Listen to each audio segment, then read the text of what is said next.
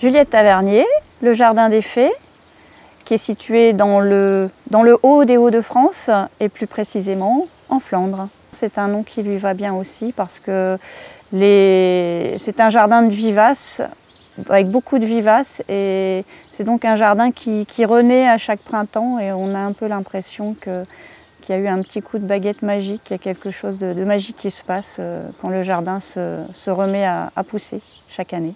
Au départ, quand je suis arrivée, je suis un peu tombée sous le charme de cette maison qui me faisait penser un petit peu à un jardin de cottage anglais, une maison de campagne, quoi. Et là, je l'avais dans la tête, ce jardin, avec plein de fleurs autour. Voilà, ça c'était une vague idée d'un jardin avec des fleurs partout, très proche de la maison, avec aussi des choses à manger, des arbres fruitiers, des petits fruits. Et c'était important de garder du sens aussi par rapport au bâti, par rapport au jardin, au naturel.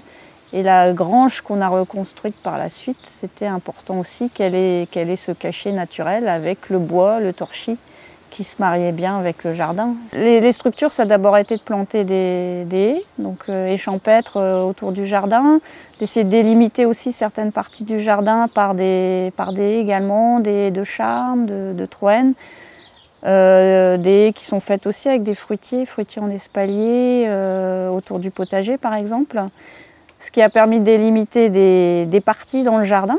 Et puis de créer des massifs dans ces parties qui venaient d'être créées. On a créé aussi dans le jardin beaucoup de petits points d'eau, justement pour favoriser les batraciens, en particulier les tritons et les crapauds, qui étaient déjà présents dans le jardin, mais qui ont pu trouver justement des lieux de reproduction en fait. Et puis les points d'eau permettent aussi l'arrivée aussi de pas mal d'autres insectes, notamment les libellules.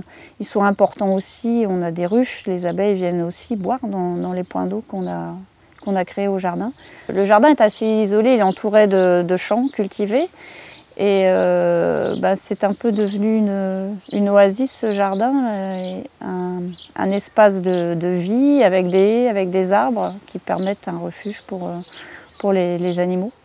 Et après, l'idée a toujours été de trouver des plantes adaptées à la terre qui est ici, qui est une terre argileuse. Donc des plantes qui sont adaptées à cette terre, qui n'auront pas besoin d'être arrosées par exemple pendant l'été, qui n'auront pas de maladies ou alors qui seront capables de résister aux maladies. Enfin, on a l'impression que la vie vient très rapidement, il suffit d'amener les petites choses qui manquaient à un lieu pour apporter de la vie.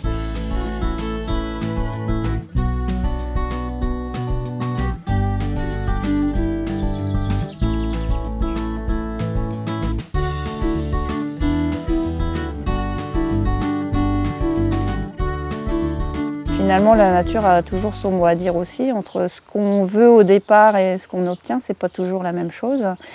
Et puis il y a les plantes. Moi, c'est vrai que je joue beaucoup maintenant avec des plantes que je peux appeler des plantes vagabondes en fait, que j'ai soit qui étaient déjà présentes au jardin, soit que j'ai introduit au jardin et qui d'année en année choisissent leur place et trouvent parfois pas forcément la place qu'on aurait voulu lui donner, mais et ont parfois justement des effets naturels sympathiques. Alors il y a un petit potager aussi au jardin. Il y a une partie potager en carré ou aussi en pleine terre, et puis il y a des endroits dans le jardin où je mélange aussi les légumes ou les plantes aromatiques mélangées avec les fleurs.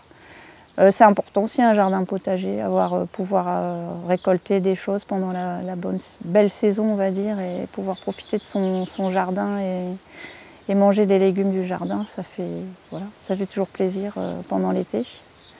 Alors c'est beaucoup de travail au printemps, parce que en général je laisse toute la végétation pendant l'hiver justement pour conserver des abris pour les animaux qui vivent dans le jardin.